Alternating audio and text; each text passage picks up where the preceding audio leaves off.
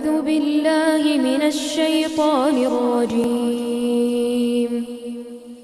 إن ربك هو الخلاق العليم ولقد آتيناك 7 من المثاني والقرآن العظيم. يا رب أسعد أمي الغالية وارزقني بركة دعائها في السر والعلانية. اللهم أكرمني بالإحسان إليها وارزقني خدمتها عند قدميها.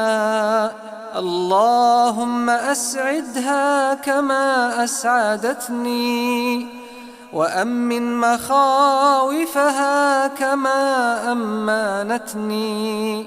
اللهم اشفها من كل داء وأبعد عنها كل بلاء برحمتك يا مجيب الدعاء.